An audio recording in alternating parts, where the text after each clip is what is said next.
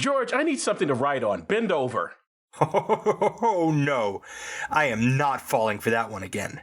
I just want to fill out this petition. I've never heard it called that, but what petition? I want to start a petition to have Madonna sit on my face. You want to have sex with the Virgin Mary? Madonna the singer. There's a singer named Madonna? You're not that much younger than me. What mirrors are you using? Ha ha. Look, Madonna's not going to happen. Didn't you just meet someone? I did. I pulled a gun on these two guys who tried to bully me and fired blanks at them. The woman who witnessed this was really hot, so I found her address and climbed into her window. And this did not freak her out? It was a white girl. Yeah, but you're not a white boy.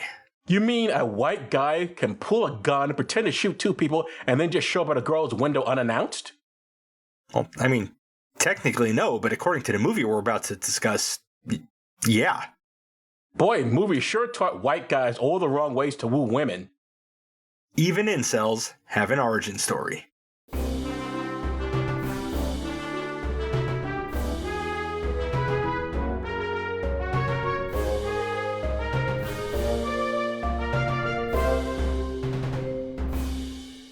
Welcome to Does This Still Work? The podcast looks at old movies and asks, does this still work? I'm Joe Dixon. And I'm George Romacka, and today we're discussing Heathers from 1988 and some historical context. First, podcasty stuff. You can reach us at dtswpod@gmail.com on Facebook, Letterboxd, and on our YouTube channel. Joe is on Blue Sky. Blue sky, from now on, nothing but blue sky. Please tell your friends about us. Please, pretty please tell your friends about us and leave 5-star ratings everywhere. You can pick what we watch and get extra per episode content by funding us on Patreon for as little as $1 a month at patreon.com/dtswpod. And one more thing, we have a guest. Please welcome back an often returning guest who lets George live with her rent-free as long as he does her bidding, Kit Nowokunski.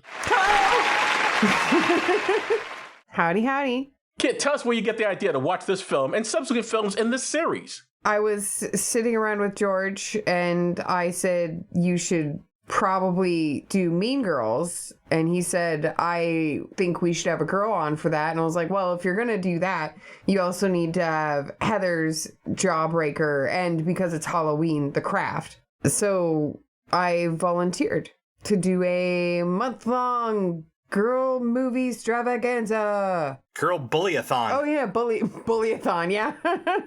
And the theme here is that all the girls are bullies? Yeah, there's usually, I mean, it's usually like a pack of bratty women. Upper-class bratty women, since no one seems to experience poverty in any of these pictures. Yeah, they all have a lot of privilege, that is for sure. Yeah. I mean, we'll get to it in The Craft, but one of them does live in a trailer. That is fair. That is true. One of them. One, yes. Of all the movies we've seen, one of them actually does.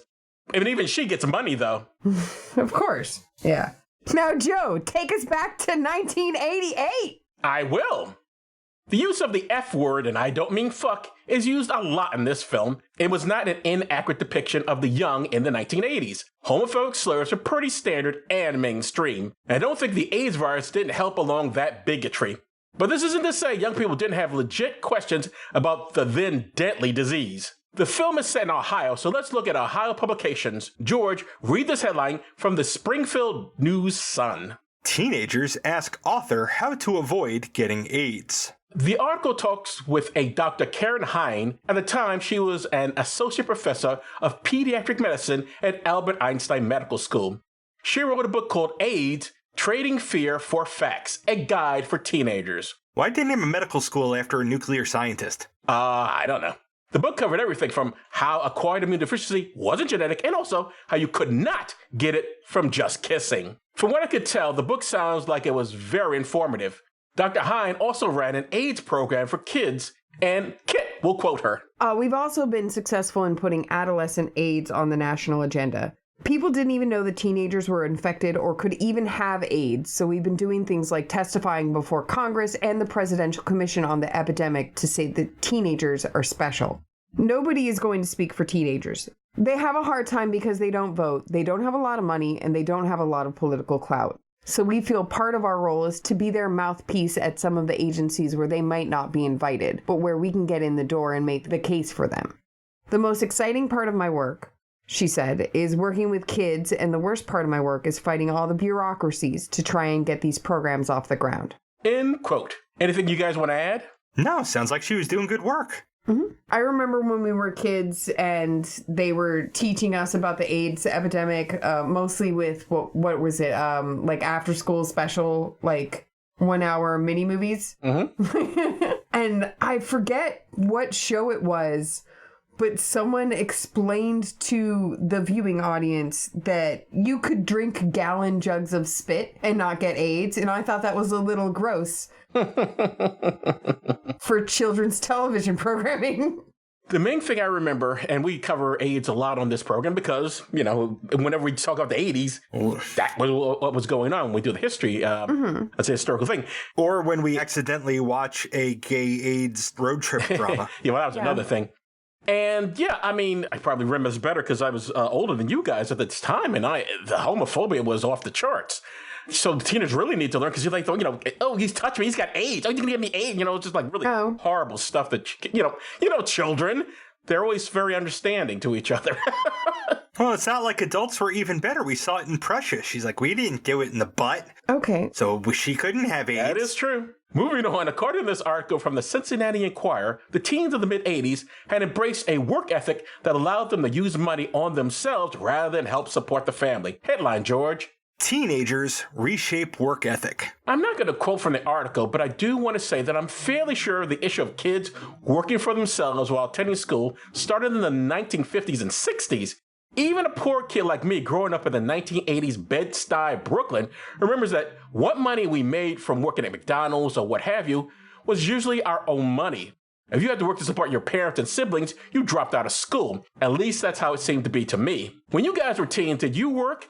And did you have to share the money you made?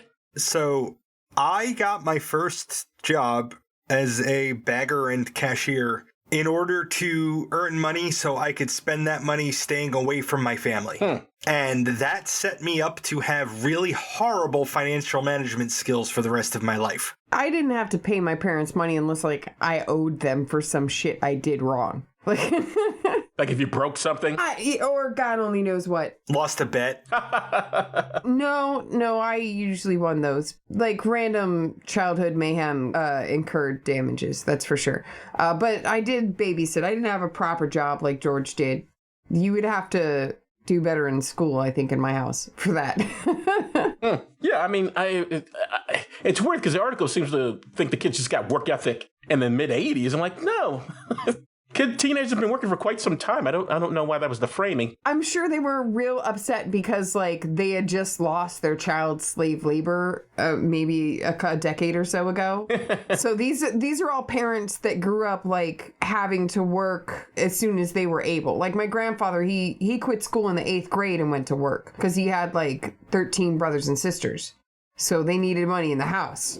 The surprise here isn't that they developed a work ethic. It's that the work ethic stopped being centered around bringing money back into the household and started being about bringing money in so that you could do things for yourself. Yeah.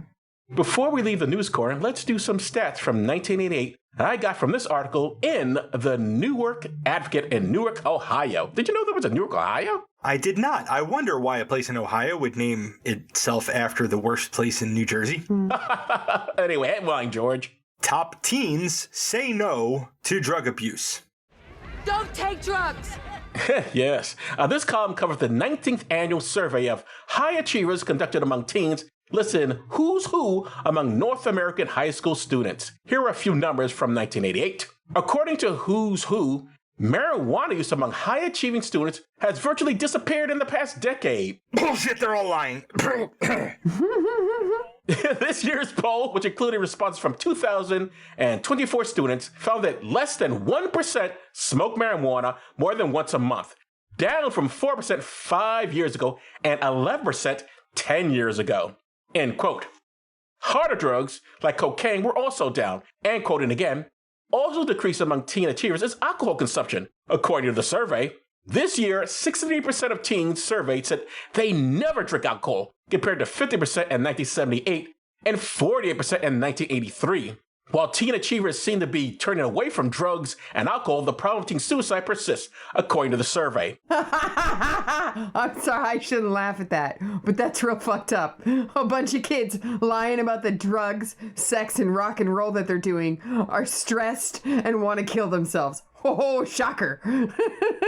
Okay, since Who's Who began tracking teen attitudes towards suicide 4 years ago, the number of teens who have reported knowing a teen who has attempted or committed suicide has risen from 40% to 45%. The number who have considered suicide has gone from 28% to 30%.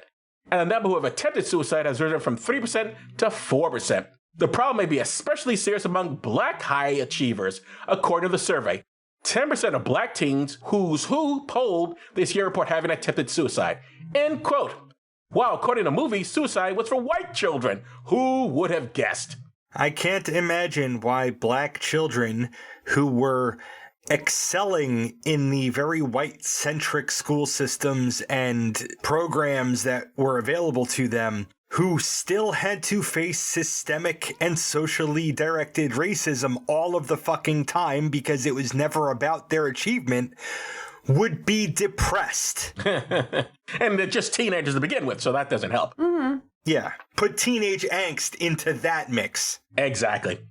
Okay, George, tell us about Heathers. All right. This was directed by Michael Lehman, and I don't know him from anything, so I took my name off. And written by Daniel Waters, whose work I know from Batman Returns. Me too. For blurbs, IMDb says, at Westerberg High, where cliques rule, jocks dominate, and all the popular girls are named Heather, it's going to take a Veronica and mysterious new kid to give teen angst a body count.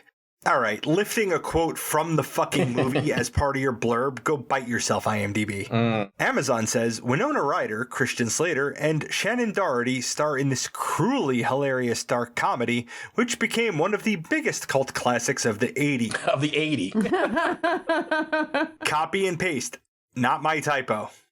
In my experience, any film or TV show heavily featuring any arrangement of Sera Sera, and this film has two, has some darkness in store. Isn't Sera from a Hitchcock movie? George Day sings it in The Man Who Wasn't There. Am I right about that? Probably. I mean, Sera Sera has been in a lot of stuff. Yeah, but I think it started with that movie. We meet our titular characters, 3 high school juniors named Heather, in the backyard of our ostensible protagonist, Veronica. They step on some flowers on their way to whack croquet balls at Veronica, whose head is her only part above ground. Now, is that a fantasy sequence? Yes. Or is that really happening to her? That's a fantasy sequence because there's no way they would have gotten the grass looking that perfect after burying somebody up to the neck right there. Yeah, they went with the metaphor of the school bullies instead of the reality, which is, I guess, something. Okay. Which is, they didn't really have skits throughout the rest of the movie, so did they, George? Not really. Not really. Yeah, so it was a little out of place for me, so I was like, okay. It's the beginning of the film, so you think, is it going to be this ridiculous all the way through? And I mean, it kind of is. But not that way. But not that way, no. And I know it's been ripped off by some college movie where the jocks were doing that as a hazing thing. So Veronica Sawyer is played by Winona Ryder, whom I've seen in Black Swan. And we've both seen in Beetlejuice, me and George, have both seen in Beetlejuice and Star Trek. And I've seen in Edward Scissorhands, Girl Interrupted, Zoolander, Mr. Deeds, and Simone. Or Sim1. Or Swan0NE. it's Simone. That's how it's actually spelled. A. S, the number 1, M, the number 0, and then N-E. It was about a holographic superstar. Of course it was. Heather Duke is played by Shannon Doherty, who we saw for the show in Mallrats, and we've both seen in Jay and Silent Bob Strike Back, Beverly Hills 90210, where she was Brenda, and The Naked Gun 33 1/3, who I've heard as a child in The Secret of Nim. I know her so much from Charmed, and I just want to punch her stupid face. Oh. Heather McNamara is played by Lisanne Falk, and Heather Chandler is played by Kim Walker. At Westerberg High School in Sherwood, Ohio, Veronica narrates via diary entry about why she's friends with Heather Chandler. That Heather said she teaches people to spread their wings and fly. Nothing in this movie makes me believe Heather would have ever said that. No, me neither. Why is that there?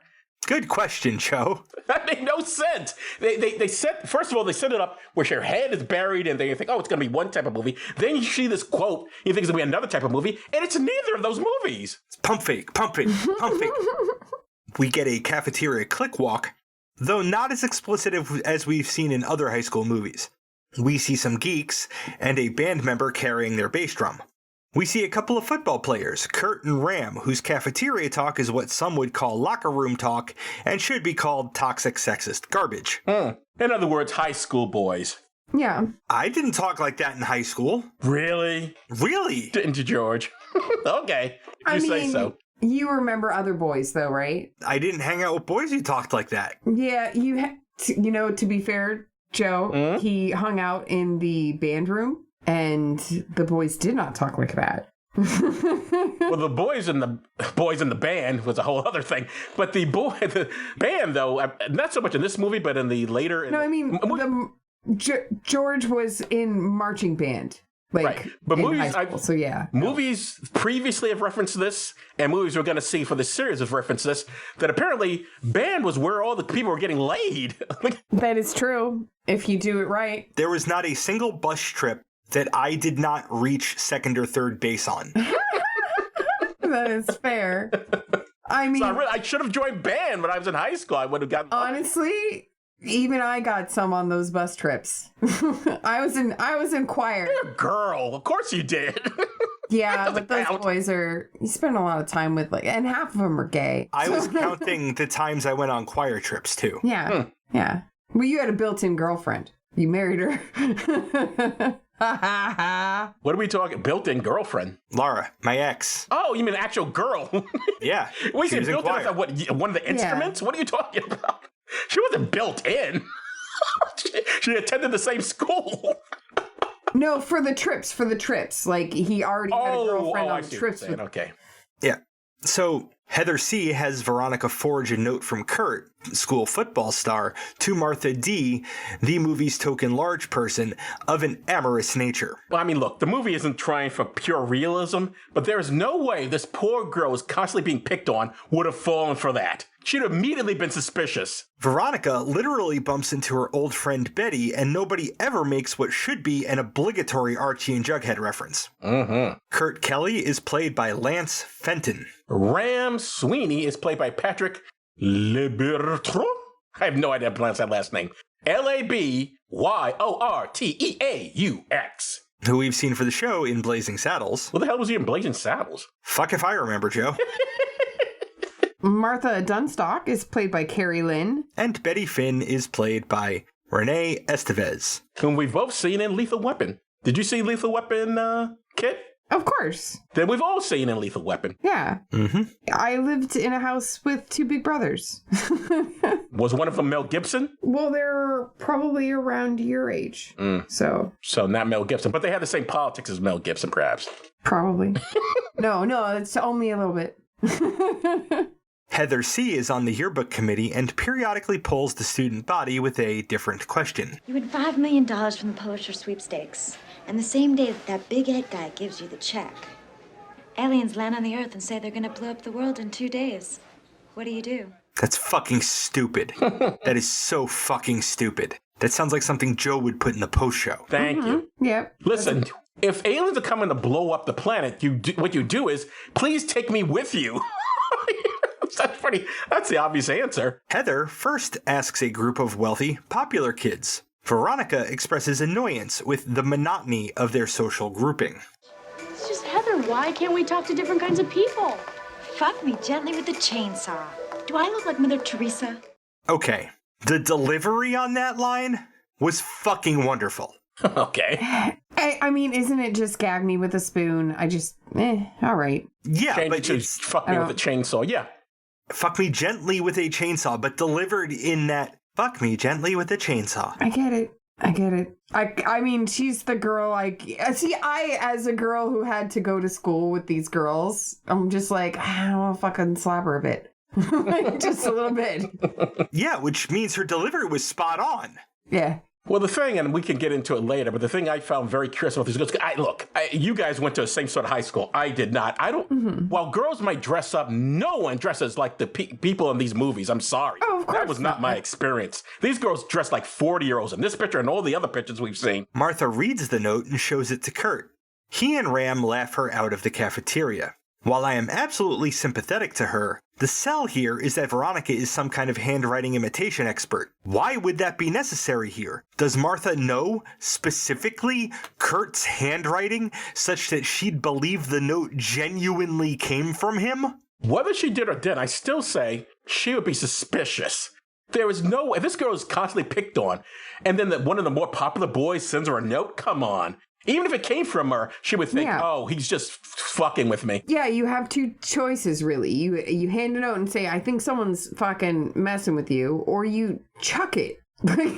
Just chuck it. Yeah. If someone can't actually, come up to you and say hello, then either way, it's a bad time. Even if you believed it, fuck them. No. I don't want secret letters. Fuck your face. No, exactly. And even if it was real, would you, as a girl, approach the guy with all his friends around? Oh, hell no. Give it a private note? I mean... No, because I have fucking social awareness. It was scripted to be stupid, and it succeeded. It succeeded in that, yes. Veronica and the Heathers gather in the ladies' room to exposit that Heather D is bulimic. Back in the cafeteria, Veronica goes to poll the handsome new kid, JD. They have a meet-cute that Heather C is not a fan of. Neither are Kurt and Ram. They try to intimidate JD, who pulls a gun and fires blanks at them. Jason J.D. Dean is played by Christian Slater, whom I've seen in Flesh Medicine Trouble, the TV series, miniseries. I've seen him in The Wife, True Romance, and Pump Up the Volume. We've both seen him in Broken Arrow, Austin Powers, International Man of Mystery, Interview with the Vampire Chronicles. I do not. Who was he in Austin Powers? I don't even remember him in that. He was cameo. I'm almost sure of it. Okay. And I've seen him in Gleaming the Cube, The Wizard, Robin Hood, Prince of Thieves, where he utters the only swear word in the entire movie, fuck me, cleared it. And Star Trek The Undiscovered Country and Zoolander, where again, he plays cameo. Okay. You never saw Robin Hood, Prince of Thieves, Joe? Nope. Missing out on some Kevin Costner's sweet, flat, white ass. It was everything to picture? me. Is that what you remember from the picture? I do. Ass? Yeah, it was formative years because I was like, oh my God, it's Robin Hood and I get to see his butt. Oh my God, it's Robin Hood and I get to see his butt. You know, that's... So there's probably a body double. You know that, right? Look into my eyes, you will see. Oh, and the song too, yeah. Thank you for singing that to that group of kittens. I love you, George. Mm-hmm. JD firing a gun in school is enough to be talked about by the Heathers and Veronica playing croquet in Veronica's backyard. Apparently, it doesn't warrant a suspension, much less an expulsion or arrest. Which then, we know then we're really in fantasy territory. I know it's 1988, but even back then, the idea of bringing a even gun with blanks in it and then firing at the student would definitely get you thrown out of school. Yeah. I mean, the worst school in the world is not going to allow this. We see that Heather D apparently took croquet lessons from Chubbs Peterson before one of the Heather's moms arrives to give us some alone time with Veronica and her parents. Okay, explain. Who the hell is Chubbs Peterson? Yeah, who's Chubbs Peterson? The episode that will release right before this one is Happy Gilmore. Oh, okay. Gotcha. Don't expect us to remember names. Yeah, I don't remember shit. This is why you don't... Joe doesn't remember the only black guy in the last movie we did. Well, who names a black person Chubbs? I mean, it's a dumb name. It's a real fucked up fake name. Like he's some kind of like jazz singer, but for golf. He kind of was. That alone time goes something like this. So, Veronica, any plans for prom? Well, Mom, there's a mystery guy. Why do I do this thing that I'm doing right now? Because you're an idiot. Oh, that's right. You too. This was great pate, but I've got a motor if I'm going to get to the next scene. That'll happen a couple times. Did that or did that not feel like a scene from a David Lynch movie? It was weird. I think this whole scene is just rich people talking is weird. Think the director learned what pate was. I know, I think that's his rich people thing is the stuff you give to grandma because you can't chew anymore. All right. Veronica's mom is played by Jennifer Rhodes. Veronica's dad is played by William Court, who we last saw in Ghost. I wonder if he's related to Bud Court. It would probably say it somewhere if he was, and I didn't see anything that said it was. Heather C. and Veronica are on their way to a party at local Remington College. They stop at a convenience store. Veronica goes in to get barbecue corn nuts and runs into JD. Now, don't you hate it when you get corn nuts? That's the worst. Yep. What are corn nuts? They're just like little, like shaped like peanuts, I guess, right? Kind of. Yeah. They're shit garbage food. Yeah, they're just snack food. It's terrible. Is it like corn pops? No, because corn pops sounds delicious. They have an auxiliary meet cute, and we get exposition that JD's father owns a construction company. Veronica and JD can absolutely agree on something. I don't really like my friends. Yeah, I don't really like your friends either. Get new friends. Yeah, no one's forcing this girl to hang out with these people. Apparently they're telling her she can fly like an eagle, and then they never show her. I get it, though. One of my best friends is a former girl bully, but she did it because she didn't want to be on the opposite end. So if she was a mean, snobby, popular girl, the position of power was what she wanted. Which doesn't speak well of Veronica. Or obviously any of the Heathers, but specifically Veronica, who's pretending to be all sweet and kind, but helps people do horrible things to everyone else. Mm-hmm. The curious thing about this is that people put up with this nonsense. Mm-hmm. I don't remember high school being like this. There were definitely cliques and that sort of thing, but the idea of that anybody's like running the school and they're like the most popular person. Yeah, definitely the athletes were popular. Mm-hmm. But the idea that like, oh, we're just like, we got to get out of the way and we look up to them. I don't remember that being my experience. I mean, it's written by a film writer who's a dude who probably spent a lot of time in the drama department being bullied by some dude in a Letterman's jacket. So, well, that's another thing I wanted to point out. I was going to point out later, but since you brought it up, I noticed that almost all these films were written or directed by men. Yeah. Crazy, right? She writes about her period in her diary. Don't girls do that? Yeah, every day I wake up, I'm a little upset. Maybe it's because of my period. Every day. You're on the rag. It is words she writes in her diary, and if you see her handwriting, it's like George's. She's a serial killer. Yeah. Like, have you seen George's handwriting? I have seen George's handwriting. My head is going to be in the fridge. But he's worth it. I love him so much. She's supposed to be a handwriting expert, but every time I look at her handwriting, it doesn't look that different to me. It's ginormous. It's just ginormous, exactly. She's just really big. She's supposed to be doing everyone else's handwriting. It looks exactly the same. She writes very flourishingly. She writes so you can read it on the fucking movie screen. Is what she writes it for. So it's weird that everyone seems to all write big, I guess, as a school. Maybe that's how they were all taught. They all must write the same exact way. That's how she can imitate everybody. I need you to write your letters. I space them across 4 lines each. At Remington, Heather C. gets pressured into giving a blowjob. Veronica accidentally sets a trash can on fire and manages to avoid being penetrated by a horny frat boy. Heather shames her for that before Veronica barfs on her shoes. I remember originally seeing this movie, and I thought for sure the whole fire thing was going to lead to something. Mm-hmm. Nope. And it did. And looking back at the movie again, I was like, this really should have meant something more than nothing. Then literally nothing. Yeah. Although I did find it very curious that the boy says, she said she's going to give a speech about, how she doesn't have boys treated like this. And he says, pieces are from Malcolm X. I thought, wow, this school actually teaches Black history, so it's definitely not set in Florida of today. He didn't hear that in school. He stayed up late to watch 2020. That's what happened here. You think Malcolm X was on 2020? I don't know. I'm sure they did a touching expose on the African-American community. on Tonight's 2020. Once. Yeah, of course. A white frat boy knowing who Malcolm X is, I still say that's still credit to him. Because Baba Walters interviews Malcolm X on 2020.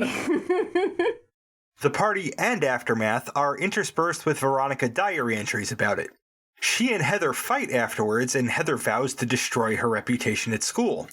Finished narrating, Veronica throws her diary across the room and sees JD climbing into her window. as boys are wont to do. I mean, as boys may want to do, but boys should not do. You're not supposed to do that. In movies, you might as well have a ladder to bitches' windows. They're like, here, would you like dads down below them lifting their foot? I'll give you a jump. Well, the themes for all these films we're going to in the series is Girl Bullies. It could also be white people's houses are really easy to get into. Right. Because, boy, do people just walk in. They're like, go through the windows. I'm surprised. In a lot of neighborhoods, in fancier areas, you can just walk into people's houses. That's not, like... Especially in, like... Where are they supposed to be located? Ohio. They're in Ohio. Ohio. Oh, my God. Yeah, I know. You can walk into people's houses in the daytime. To have the house locked? No, that's fucking rude. In all of these movies, their houses are so big that you can just turn a corner and accidentally be inside of it. Yeah. The help needs to be able to get in and out. You lock the doors at night.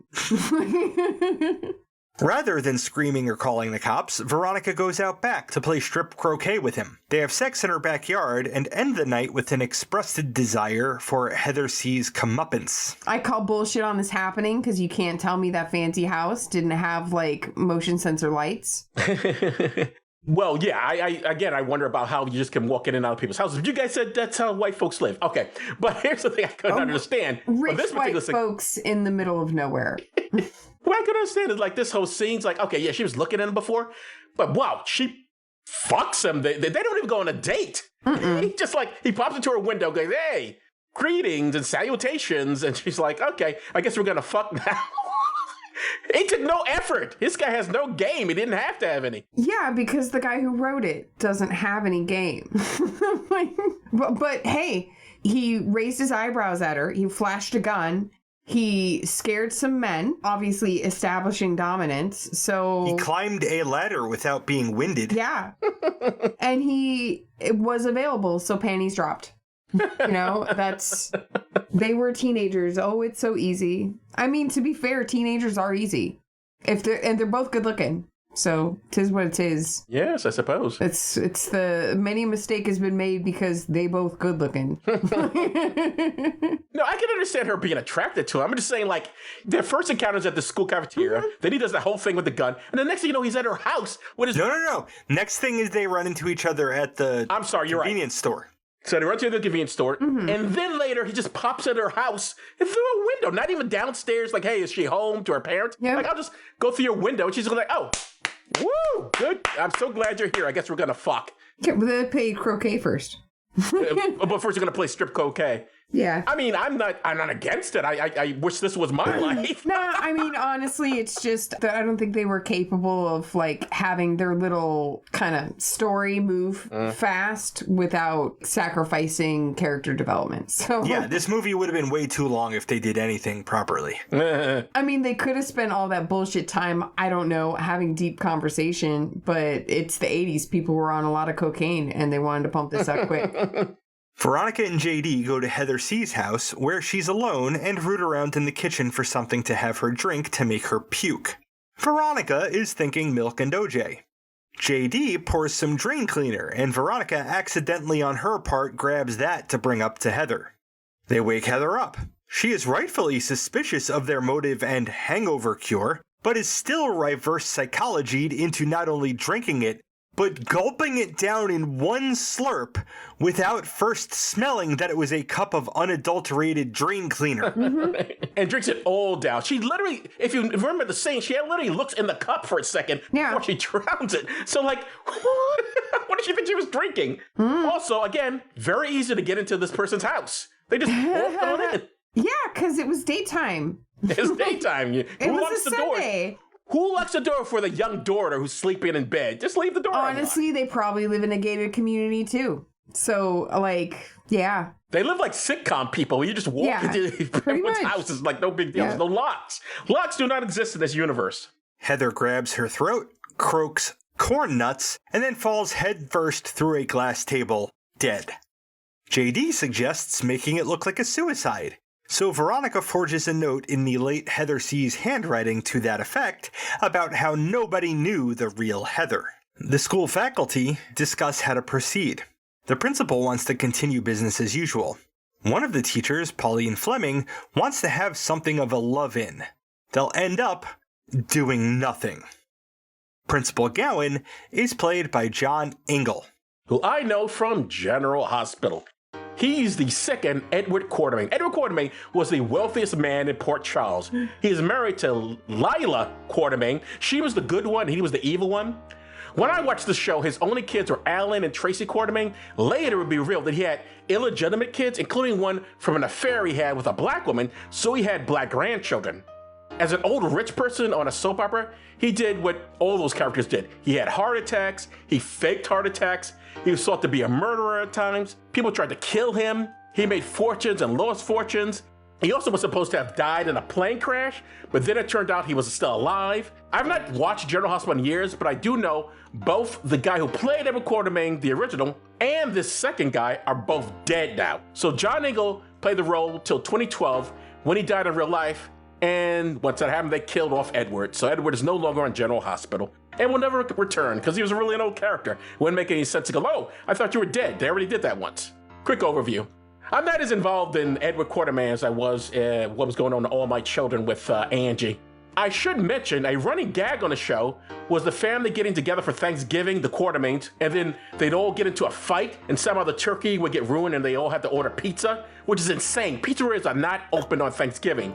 You want to order food, you go to a Chinese joint. They'll be open, but this is a soap opera. So on Thanksgiving? Yeah. I don't know. Not Christmas. It was always specifically Thanksgiving that got messed up. No, because, like, there's football on Thanksgiving, so I'm pretty sure you can get pizza on Thanksgiving, at least in my hometown. Yep. Like, $100p. Really? Maybe. Yeah. Pizza's easy to get. I've never seen a pizzeria open, at least around here, on Thanksgiving. So we've both seen John Ingle in The Office. He was Dunder of Dunder Mifflin. Oh, I forgot that. Dunder. Pauline Fleming is played by Penelope Milford. And I've seen her in Death Becomes Her, Batman and Robin, and Big Love. The two remaining Heathers and Veronica are now in the locker room. Heather D is binging on chicken. There is no way someone is eating any sort of food in a freaking locker room. That's disgusting. I mean... Especially one of these type of girls, not a chance. Eating privately where no one can see you be gross? Yes, 100%. She will But eat it's in the locker not room. that. It's not that at all. She's privately to other dudes. Well, dudes aren't seeing her, yeah. Yeah, she's not seeing, like, your friends you can let see you be, like, disgusting and female. You can't let a guy see you be that. I don't think these type of characters were eating in the locker room. She's a girl with bulimia who's already got an eating disorder. No, she's not going to eat a fucking chicken leg in front of a bunch of dudes, but she will do it in a locker room, in a bathroom stall, anywhere. I don't know. And then throw it up. Yeah, she's going to throw it up anyway. She just gets to eat. She's happy about it. When a stoner remarks at how deep Heather C must have been with what the suicide note and all, Veronica goes fully clothed into the shower and runs the water. Yeah, I don't know what that meant. Trauma. Yeah, Miss Fleming encourages her class to talk about their feelings around Heather C's demise. To aid in this, she passes around the suicide note. Veronica, miraculously dry, laughs when a student absolves himself of being dull, claiming that Heather must have just been depressed. So many questions, not the least of which is, how did this woman get a hold of the suicide note? Yeah, and obviously that's not something that you would... Let me put... Oh, you don't release suicide notes. That's just not appropriate. And you don't pass it around to the class. It's not a reading assignment. If I am ever in the position to write I'm about to die note, let's just call it that, I would, like, no matter the circumstance, I'm about to throw myself into a black hole to save humanity. I'm gonna write a note, in the bottom of it, it's going to be, please don't share this publicly. That would be really embarrassing. I'm gonna say some shit. Stop it. Ugh. At JD's house, he and Veronica watch news coverage of student reactions to Heather C's suicide. Heather D is featured in a lot of them. We also meet JD's psycho dad, Big Bud Dean. Veronica excuses herself to go home, where her mom is making her favorite dinner, spaghetti with lots of oregano. Last time I saw my mom, she was waving from a library window in Texas. Right, Dad? Right. Pin in that. Yeah. Is it possible everyone in this movie needed psychological help? Yes. That maybe they need to see a therapist? Everybody in this movie that is a character, everybody that wrote or directed this movie, and everybody that acted in this movie and everybody who reviews this movie on a podcast needs psychological help. Especially Shannon Doherty. Brenda? Big Bud Dean is played by Kirk Scott. Great Scott! And now it's time for another chat with Veronica's parents. So, Veronica, what was the first day after Heather's suicide like? It was okay, I guess. So, Veronica, any plans for prom? Well, Mom, there's a mystery guy. Why do I do this thing that I'm doing right now? Haha, because you're an idiot. Oh, that's right. You too. This was great pate, but I've got a motor if I'm gonna get to the next scene. At Heather's funeral, Otho, or Father Ripper, lays it on thick with the Jesus and blames MTV and video games for Heather's suicide. Actually, he blames MTV's video games, which don't exist. Yeah. We get a montage of students praying next to Heather's coffin. Father Ripper is played by Glenn Shaddix, who we've both seen in Beetlejuice. And I've seen in Demolition Man, The Nightmare Before Christmas, and Multiplicity. He is the only openly gay person in this movie. Just saying. Okay. Glenn, the actor. Yeah, because you ended that on a weird rising into things. He passed away because he had some injury from doing a movie. Mm-hmm. He got hurt and messed up his knee or leg or whatever. Mm-hmm. And so he retired from films and he moved to Alabama or something. And living in Alabama killed him? Being a gay man in Alabama would kill anybody. But in this case, I think he died from a fall. Gravity. Hate to see it. Alabama gravity killed him, which makes sense. Yeah. After the service, Heather M. does her hair with some holy shit water, and she asks Veronica to be Kurt's date for a double date with her and Ram. Veronica reluctantly agrees on the condition that it won't involve cow tipping. Why would Veronica agree to this? Good question, Joe. Not only does it involve cow tipping, but the tipped cow splatters Heather and Veronica with mud. Well, we hope it's mud. It's mud. Yeah. I mean, it is a field full of cows, so it could be poop. It could. That's probably mud. A bit later, I mean, all mud is a little bit poop. Yeah. Did you learn that from Sesame Street? All mud is a little bit poop. Yep. That's Grover sings that. It's a duet, him and Oscar. Yep.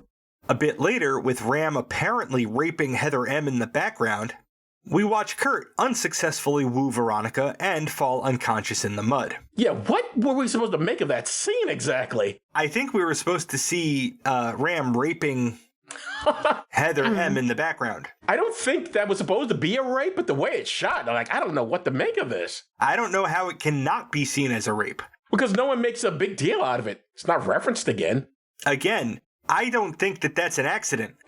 It's a real struggly session that they have with Heather and Ram, yeah. She says later the last guy I had sex with died, so she doesn't consider it a rape. Oh, no, yeah, no, she just, she likes a little struggle snuggle, apparently. That's what she, oh, that poor girl. Who should show up on a nearby hill but JD, with whom Veronica bails? Again, it looks absolutely like Heather is being raped by Kurt, and nobody acknowledges this. Again, I mean, it's not really explained why JD is there, but is it possible he's stalking Yes, Veronica? Joe, it is very possible that he is stalking It's not Veronica. just possible, it's entirely what is happening. It's entirely necessary that he's doing that for this movie to happen. Imprinted on her on his first day of school and has been stalking her ever since. Right. Showing up at night. I'm pretty sure he sits outside her window while she's asleep. Sleeps on a roof. Veronica visits the yearbook staff who are preparing a 2-page spread for Heather C., including her suicide note. tastefully. Also, she learns that Kurt told everyone that she blew both him and Ram the night before. So unlike high school boys to lie about their sexual encounters. Yeah, that won't come up in another movie in this series. By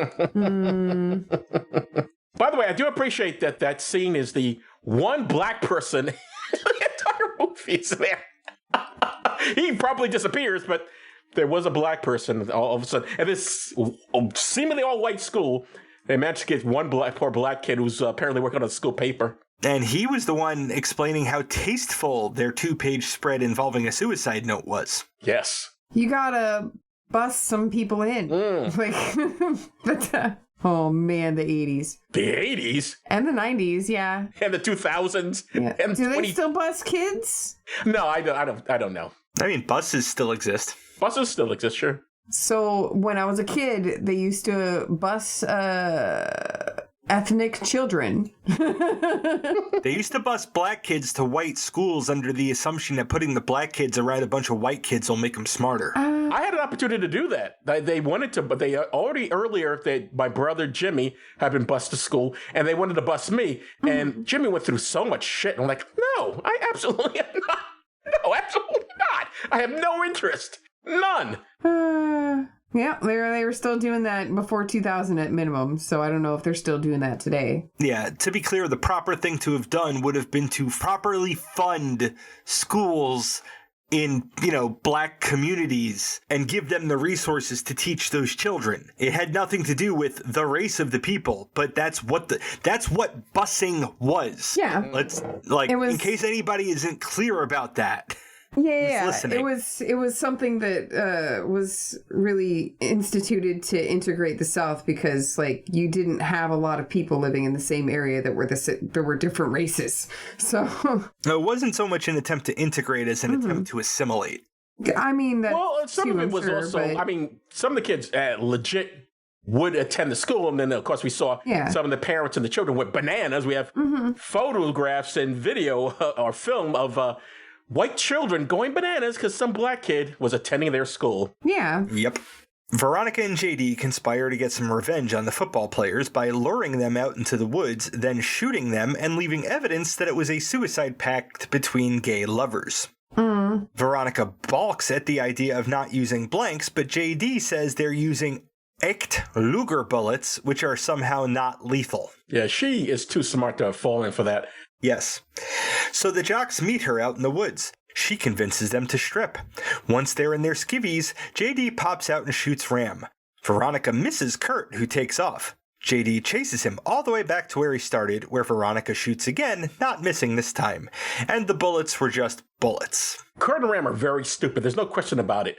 But are they that stupid? I mean, she could have just got him to do gay stuff and then taken a picture. 85%, she could have gotten him just to do some gay stuff because they probably like each other. They seem to have chemistry. They did have chemistry. The two of them, again, these are high school people. They're constantly having people pull shit on them. Even though they're popular football guys, the other football guys will pull shit. They would be suspicious. These guys, she must really want to blow us. I can only assume that since it's the 80s and they're football players, they've taken a lot of concussions. They've been hit in the head just one too many times. So they're like, sure, yeah, I'll kneel in the woods next to a girl I have gossiped about and pull my dick out. This makes sense.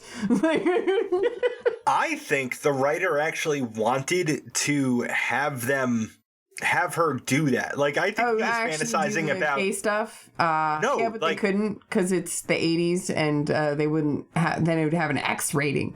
Yeah, somebody had tapped him on the shoulder and you have to. The move. It can't just stop and be a porno here. It has to actually, something has to happen. No, they're just gonna die. The police happen quickly by. Veronica and JD avoid suspicion by getting mostly naked and making out in a station wagon. The cops conclude what JD wanted them to conclude. And how did he come about making them conclude that these are two gay lovers? Sparkling water. Sparkling water. And I remember that when I saw it the first time in the theaters, and the laugh I got. I'm surprised they didn't have a Barbara Streisand tape or something. Well, they had Joan Crawford, so I guess that was Joan Crawford? Okay. They had a Joan Crawford photograph, if you remember. Because high school boys, gay boys, would be into Joan Crawford. Joan Crawford was the gay icon. Who even? What do you know who Joan Crawford is? Yeah. Nope. Who the you fuck both is know that? Joan Crawford? Joe. She was an actor from the 20s. Oh, you know her. Do you remember Mommy Dearest? Oh my God.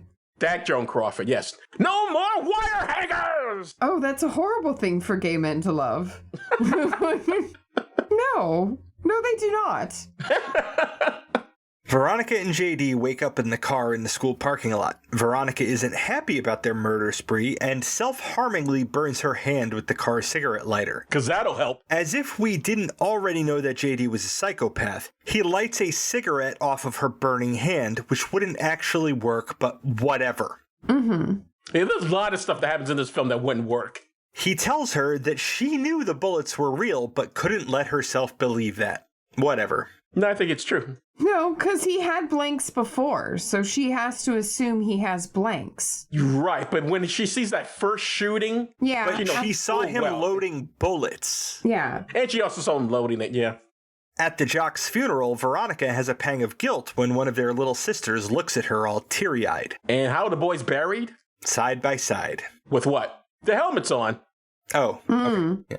Oh, yeah, that is weird. They're in their uniforms. Like, that was meant obviously as a joke. Yeah, that's true. It had to be. Because otherwise, who buries anybody with the football helmets? Doesn't make any sense.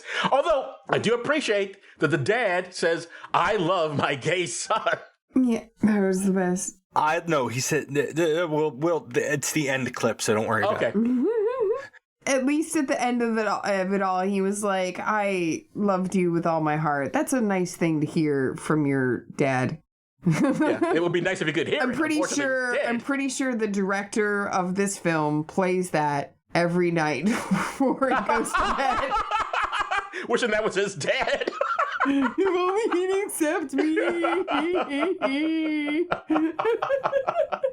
I mean, obviously, the situation is homophobic. Do we think the scene itself was homophobic? I mean, the assumptions... It was skirting the line. Well, yeah, it's the assumptive stereotypes, which is, I mean, it's the joke, like, haha, these are gay things, but, like, seriously, you're saying, haha, those are gay things? All right. So Veronica dons a monocle, for some fucking reason, and makes another diary entry. Dear diary, my teen angst bullshit has a body count. Oh, no. Yeah, IMDb, you fucking plagiarists. Now, as far as we know, she keeps that diary. That thing is evidence. This girl... It sure the fuck is, Joe. Yeah, 100%, yeah. Somebody gets a hold of that book, she's in big trouble. And you know they don't lock their doors. Like, people can just go in and take it. Yeah, anybody can walk in and get her diary. The school faculty meets again, and the principal decides to let Pauline have her love-in. So Pauline gathers the students in the cafeteria and encourages them to all hold hands.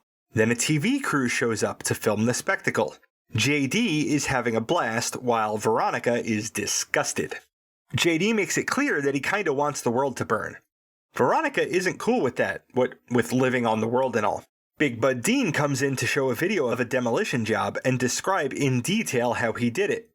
Also, that's how JD's mom died. She went into a library he was blowing up 2 minutes before it blew up, waved to JD out the window, and kablooey.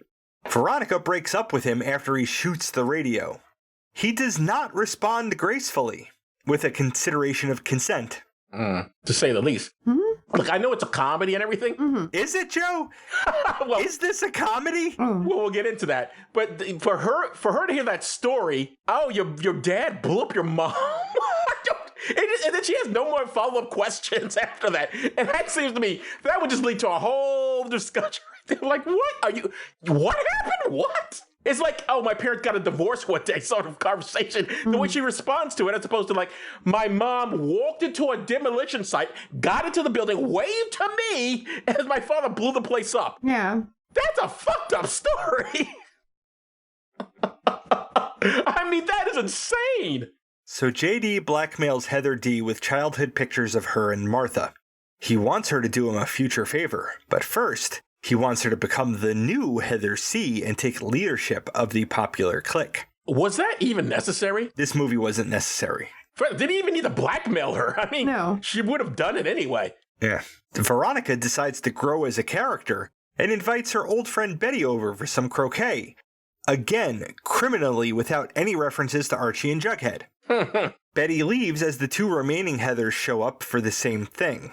Martha spills a drink on herself, then tries to suicide by walking into traffic, as Pauline says from the Love-In on TV. Before a teenager decides to kill himself, there are certain facts that he should know. After all, this is a decision that affects all of us. The most fucked up line in this movie. I'll give credit when it's fucked up in the right way for the film that it's in. Veronica has an argument with her parents who say that people always treat each other badly. It isn't just teenagers. Heather M. calls into a radio show that everyone listens to and makes herself vulnerable. Heather D. exploits this, writing "Poor little Heather" on a chalkboard. Heather M. runs to the bathroom to OD on unidentified pills. Veronica stops her. This has got to be the worst school on the planet. None of the teachers conclude anything about the students. Like, should we maybe have psychological training? Everyone listens to this radio show, so they know, and everyone knows it's her. Plus, they see the writing up on the board, "Oh, poor little Heather," and nobody thinks, "Oh, does this girl need help?" They're just like, fuck her, whatever. Guess she'll be fine. La-di-dee, la-di-da. Right, they're not even concerned about the chick that keeps eating roast chickens in the bathroom. And the kids keep trying to commit suicide, seemingly. One of them really does try and commit suicide, and it just changes nothing. There should be counselors all over that school. Boys and Girls High School, one of the shittiest high schools in Brooklyn, I attended as a child, would have psychologists all over the place if we had this sort of thing going on. I think this movie might have been something of a, like, anti-suicide. This is my thing against it. And I'm betting that clip was part of that. You know, like the clip that you would show to parents. Suicide is no good. It hurts everyone. Well, I don't think this is a pro-suicide movie. Well, clearly, most of the people aren't committing suicide. They're being murdered. Anti-suicide movie, I would say. JD burns his blackmail evidence on Heather D and says the favor that he wants is for her to push a petition around school to bring Big Fun to play at prom. She does, largely by lying to people about what the petition is for. Veronica calls her out on it. Something apparently JD couldn't think about on his own. Yeah. Well, you can't have it connected to him, so she says... Proxy. Yeah, the proxy that only she knows about, because no one else gives a fuck what these two are doing. They're in their own little world of God only knows what kind of destruction, which is terrifying at the end of it all, because that's how, like, shit like Columbine happens. We'll get to that. JD stops by Veronica's to warn her parents that she might kill herself, which is his way of saying he's gonna kill her.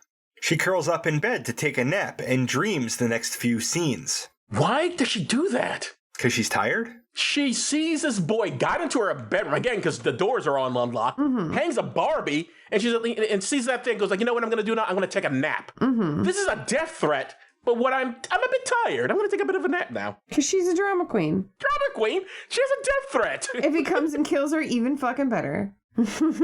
My parents should have paid more attention to me.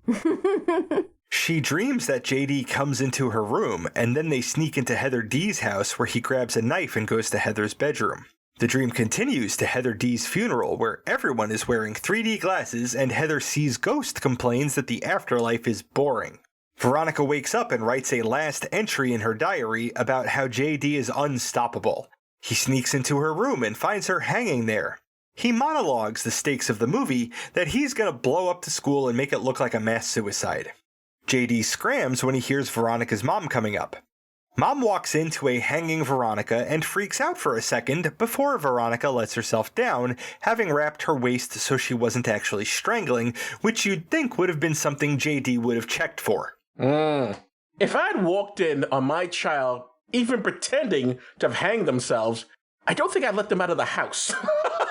Yeah, but I think their family is very waspish and like, okay, that's fine. She was just playing. Okay, seriously, if I did that to my mother, she would be a little bit like, don't joke like that. That's not funny. But like, honestly, that would be her response. That's pretty calm. I can't imagine my mother.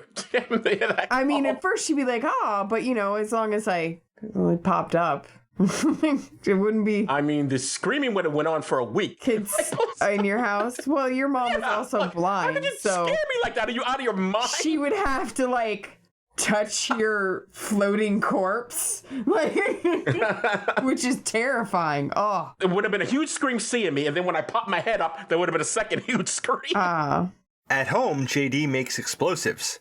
At school, he tells people that Veronica suicided. Separately, JD and Veronica wait for the halls to clear. JD starts planting his explosives, and Veronica starts looking for him. It's cat and mouse all the way to the boiler room, where the final showdown happens. Veronica ends up shooting JD's finger off. He attacks her, she shoots him again, and he ends up accidentally disabling the bomb before playing dead. Veronica leaves the school, and JD catches up with her, bleeding, with a bomb strapped to his midsection. Words are exchanged, and he blows himself up, managing to only kill himself.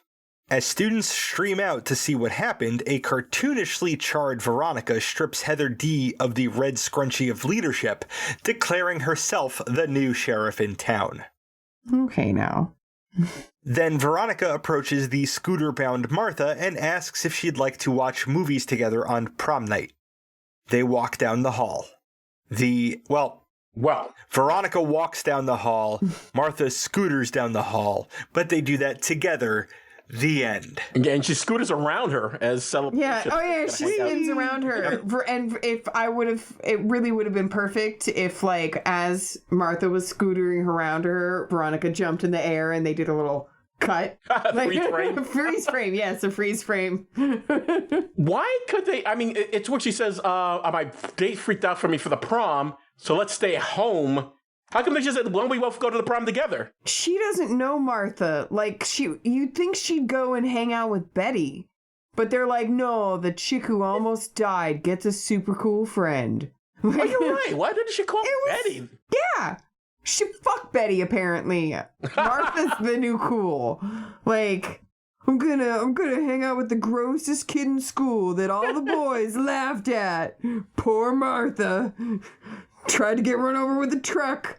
So it's a petty friendship. Yeah, it's some bullshit. Betty's just like a normal girl who she was kind of a bitch to. She could make up by being a genuine. They had similar interests. We don't know Martha. I like how all the nerds in this, all the uncool kids, all wear glasses. Apparently. Yeah. Can you get more cliche? Well, they should have better genes. Anyway, Kit, does this still work? No, of course it doesn't work. I don't think it worked then.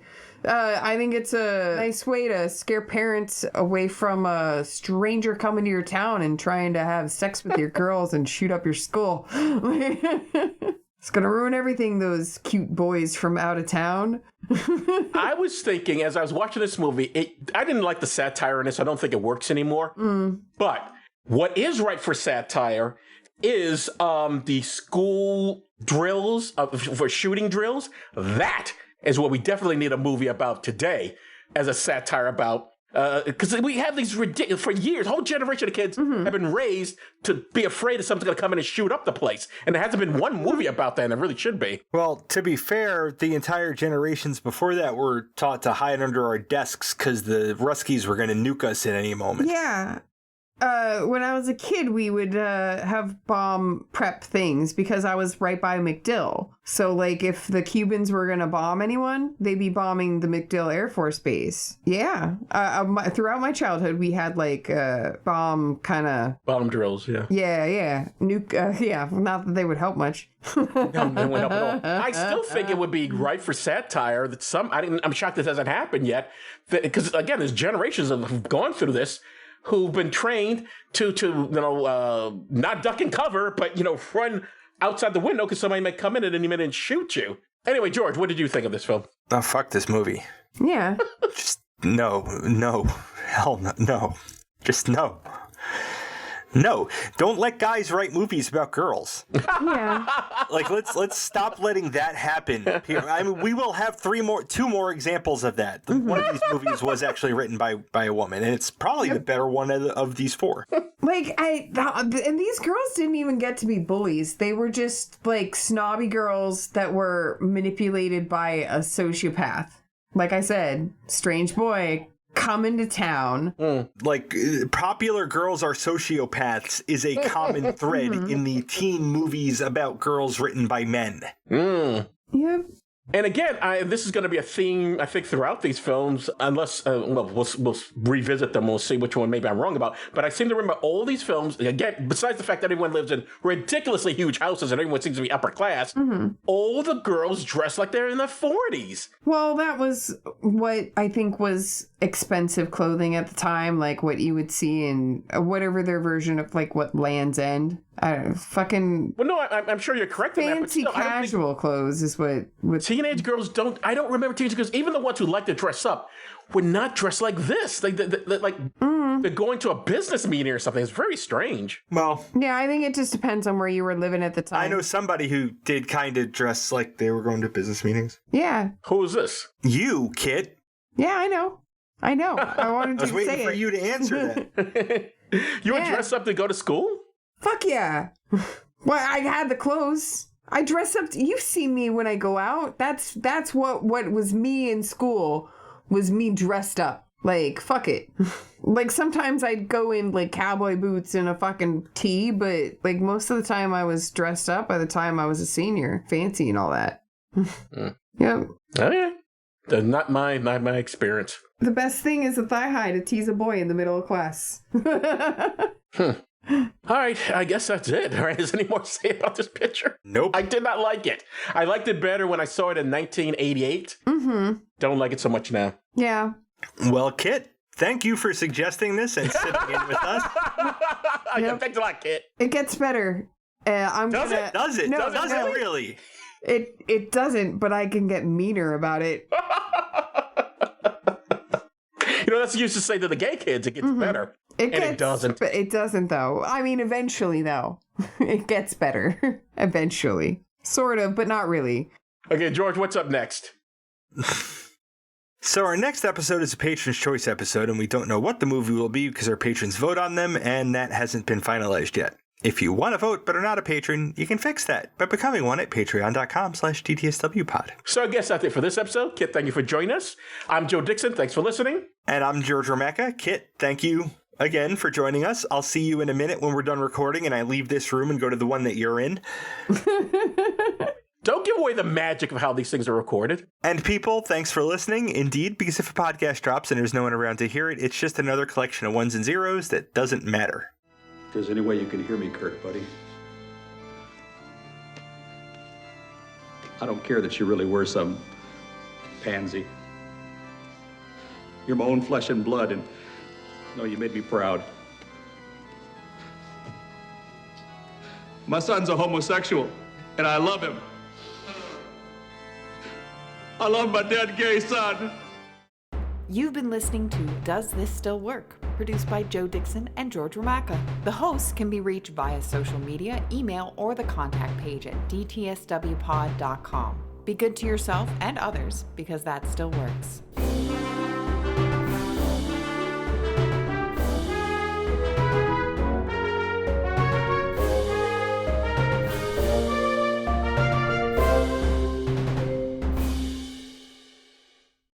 Blue sky. From now on, nothing but blue sky. Okay, we're going to get sued. I'm pretty sure that's still copyright infringement. Yeah, I can't sing. They can tell. Yeah, that would match no kind of algorithm. Have you ever saved someone's life? If you could meet any author, who would it be and why? If your parents were a band when they were married, what would they have been called? If you could, would you go to outer space? If you had to eat on a roller coaster, would you have spaghetti, an ice cream sundae, or a bowl of soup? What is the smelliest thing someone could put in the office microwave?